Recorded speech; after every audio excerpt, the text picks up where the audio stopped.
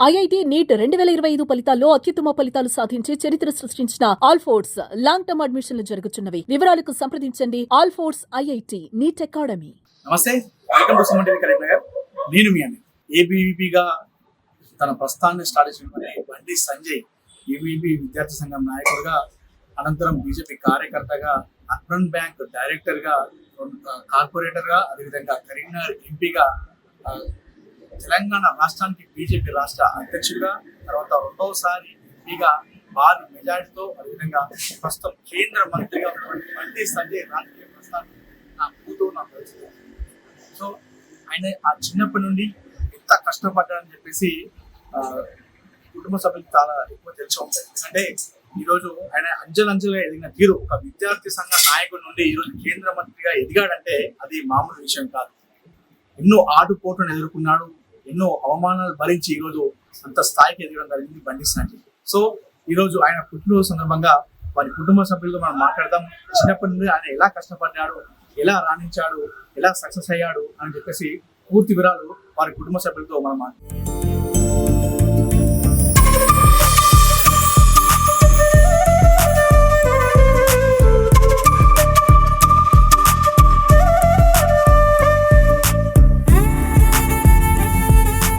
ప్రస్తుతం నేను బండి సంజయ్ గారి ఇంట్లోకి రావడం జరిగింది.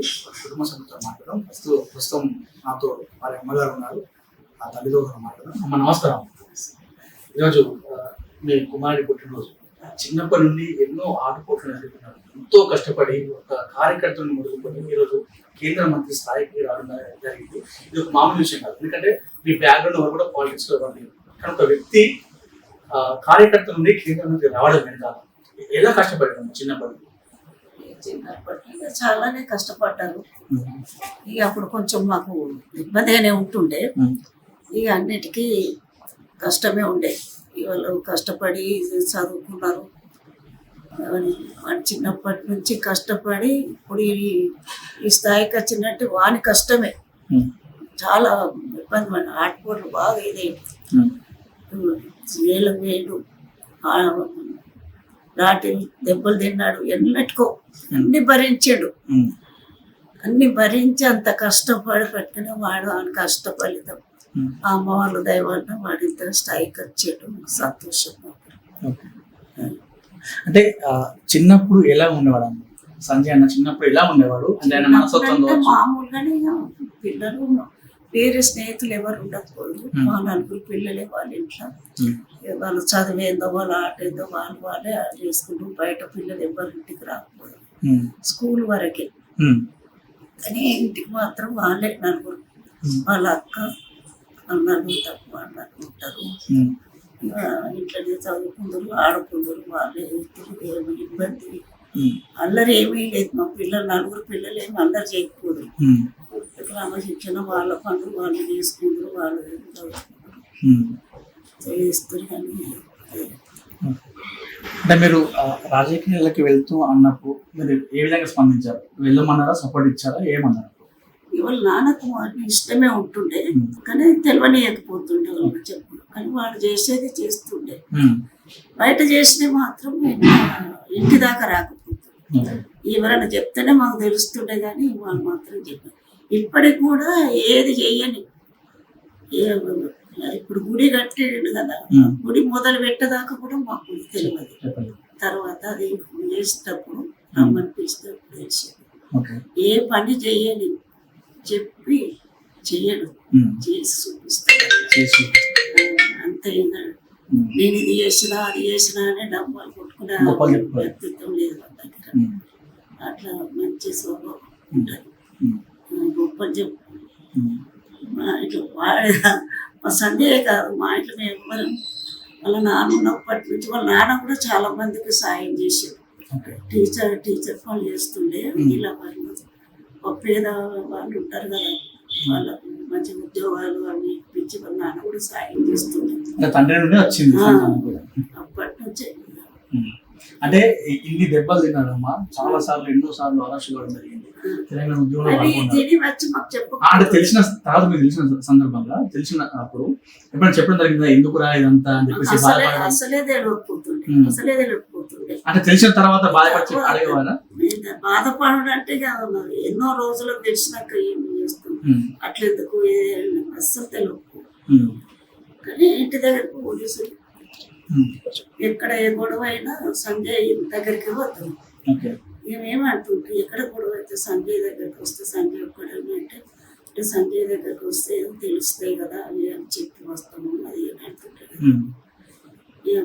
పిల్లలు సంజయ్ ఏటన్నా తప్పించుకొని వెళ్తుండే కదా, అప్పుడు మా పెద్ద బాబును పట్టుకుపోదురు, ఏమని తీసుకుపోదురు. 3-4 సంజయ్ ఎక్కువ వేటు, 2 సంపద తక్కువని. ఇక వాడు ఉంటే వీడు పోతే ఇక మా సంపద ఇక అప్పుడు సున్నాకు మాకు బాగా దగ్గరగా ఉంటుంది.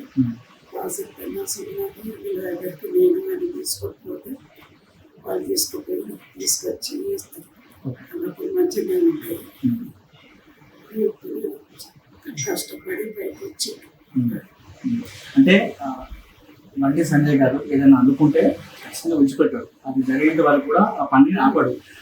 ఒక మొండిలాగా అంటారు కదా, ఆ మొండి తను చిన్నప్పటి నుంచే ఉన్నది. ఇప్పుడు ఎంత మనం ఎన్ని అన్నా మనం తెలివినే అయిపోను. ఇప్పుడు తెలిసినది ఎందుకు అని అంటే పట్టించుకోకపోతుంది. పట్టించుకోదు, తన పని తను చేసుకుంటుండే. కానీ చిన్నప్పటి నుంచే మొండితనం. ఈ లయల స్కూల్లో చదువు 9th క్లాస్ అప్పుడు లయల స్కూల్ వేసినాం.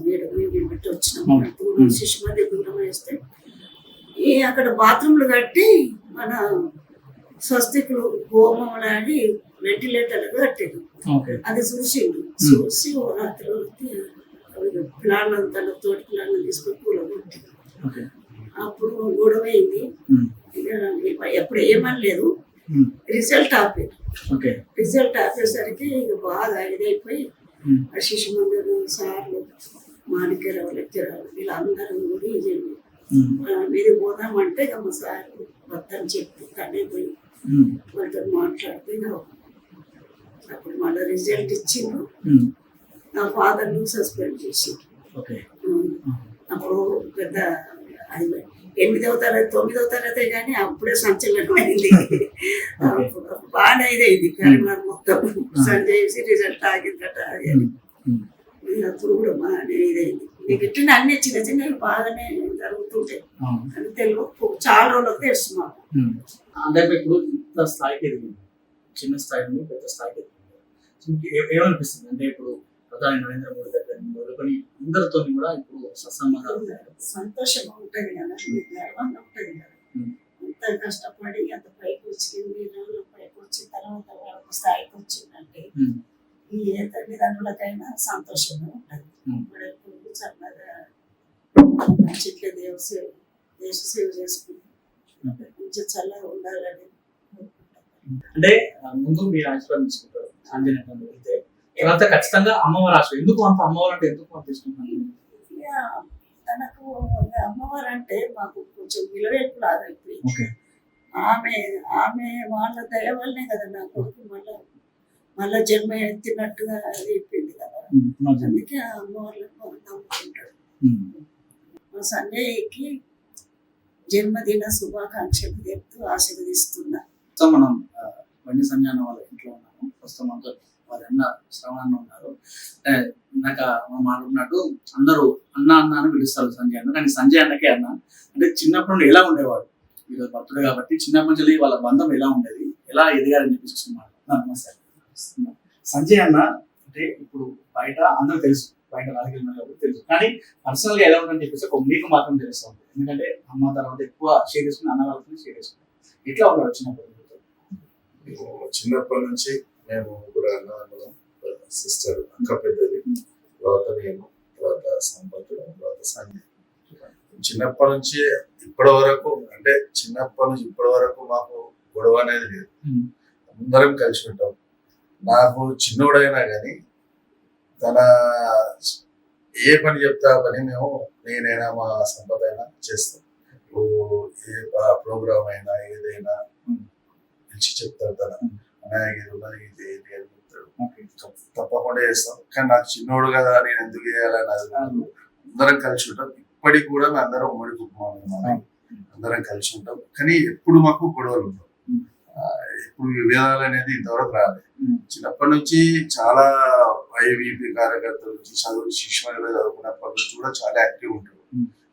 ఆర్ఎస్ఎస్ భావాజాలు బాగుంటాయి. అందువరకే అంత క్రమశిక్షణతో ఉంటారు. ఈ స్టేజ్ ఉండడానికి కూడా కారణం ఆర్ఎస్ఎస్. ఆర్ఎస్ఎస్ శిష్యులు ఎప్పుడు తనకు ఉంటాయి. అంటే ఎలా కష్టపడ్డారు మీరు చూశారు? అంటే అమ్మాయి అయితే తెలియదు, ఇంట్లో ఉంటుంది కూడా తెలియదు, మీకు తెలుసు ఉంటుంది బయట ఏం ఉంటుందని చెప్పేసి. ఇట్లా గొడవ అవుతున్నప్పుడు, లేదంటే అరెస్ట్ చేసినప్పుడు, లేదంటే ధర్మ కోసం పోయినప్పుడు, దెబ్బలు తినడం కానీ ఎట్లా ఫీల్ అయ్యారు? అంటే తన కొట్లాడేది కూడా ఏబీపీలో ఉండేది. స్టూడెంట్స్ కూడా కొట్లాడుతుంది.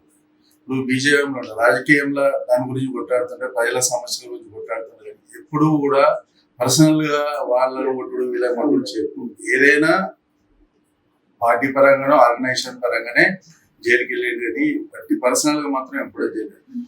తన ఎక్కడో చేస్తుంటే మాకు తెలియదు కదా, ఆర్గనైజేషన్ అక్కడికి చేసేస్తుంటుంటే ఇక పోలీసు వాళ్ళు వచ్చి ఫస్ట్ అక్కడ బయట ఉంటే నన్ను పట్టుకున్నాను.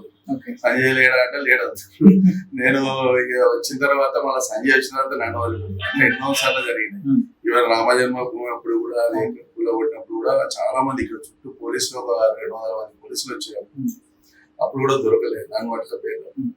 అప్పుడు కూడా మళ్ళీ నన్ను వదిలిపెట్టిన తర్వాత ఇప్పుడు కూడా తన రాజకీయ పరంగానే కొట్లాడిండు, జైలుకి వెళ్ళడం జరిగింది చాలా సార్లు.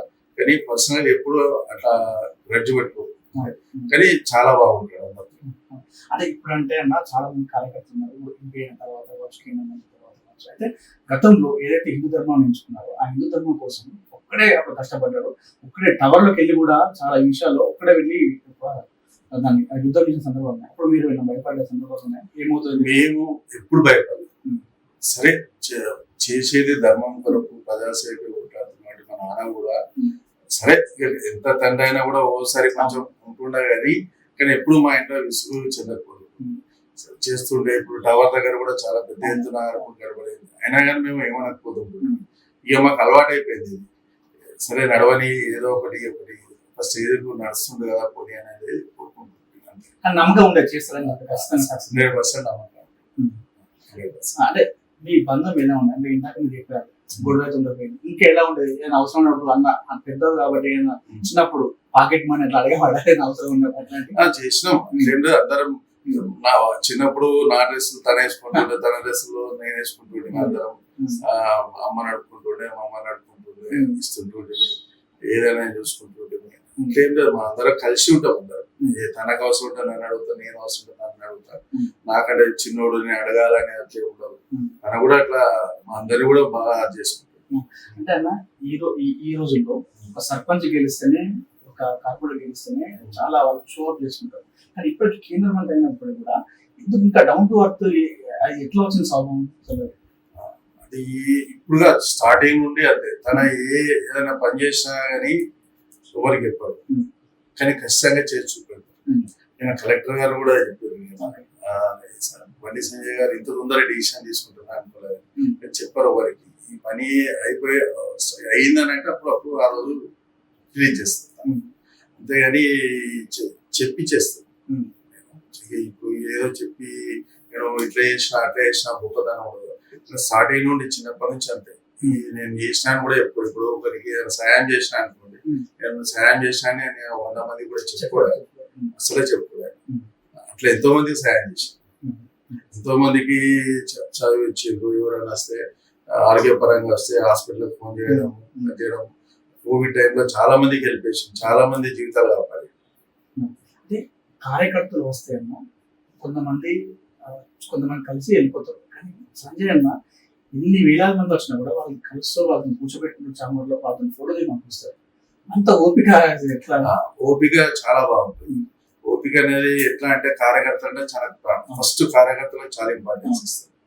మిగతా వచ్చిన వాళ్ళకు కూడా ఓపిక చేస్తారు, మాకు కూడా చెప్తారు. ఎవరు వచ్చినా మర్యాదగా మాట్లాడాలి, చేయాలి, ఇంటికి వచ్చినా మర్యాద ఉండాలి, చేయాలి. అది ఎప్పుడనంటే అది ఆర్ఎస్ఎస్ లో ఉన్న అనుబంధంతోనే ఇట్లుంటుంది. ఎవరైనా ఆర్ఎస్ఎస్ లో ఎవరున్నా ఇటువంటి కల్చర్ వస్తుంటది, ఓపిక ఉంటది, బంధాలు ఉంటాయి, అన్ని ఉంటాయి. అంటే ఏదన్నా సంజయ్ గారికి మీరు ఎప్పుడన్నా ఫేస్ ముఖంగా చెప్పలేనిది ఏదైనా ఉందే ఒకసారి కెమెరా చూసి చెప్పండి. ఏదన్నా ఆయన దూకుడు కావచ్చు, ఏదన్నా మీకు ఏదైనా ఉంటే చెప్పు, కెమెరా చూసి చెప్పండి, ఏదైనా చెప్పేది ఉంటే. చెప్పే తనకు చెప్పేంత చేసుకోడు. నేను ఇట్లా ఆ టైం ఎప్పుడు తెచ్చుకోలేదు, నువ్వు ఇట్లా చేయాలి అట్లా చేయాలి అనే టైంలో ఎప్పుడు తెచ్చుకోలేదు. చేసి చాలా పర్ఫెక్ట్ గా చేస్తుంది. ఏ ప్రాబ్లం అయినా, ఏ ఇష్యూ అయినా, ఏదైనా ఈజీగా హ్యాండిల్ చేసుకుంటాడు. అంత ధైర్యం కూడా ఉండదు. అట్లా అటువంటి ఎప్పుడు రాలే. ఇట్లా అట్లా నేను ఇవ్వడం చేయడం అనేది అటువంటిది ఎప్పుడు రాలేదు. అట్లా తెచ్చుకోలేదు. ఓకే. సో నా బర్త్డే కాబట్టి మామూలుగా అంటే ఇప్పుడు కెమెరా ముందు మాత్రం మనం కొంచెం మాదిరిగా మాట్లాడుతున్నాం. అట్లా కాకుండా తమ్ముడు కాబట్టి మామూలుగా తమ్ముడికి ఎట్లా చెప్తారు హ్యాపీ బర్త్డే అని చెప్తే అట్లా చెప్పండి కెమెరా సంజయ్ అని. Happy birthday Sanjay. ఇటువంటి బర్త్డేలు ఎన్నో జరుపుకోవాలని, ఆ భగవంతుని ఆశీస్సులు ఎప్పుడు ఉండాలని ఆ భగవంతుని కోరుకుంటున్నాను. Happy birthday Sanjay.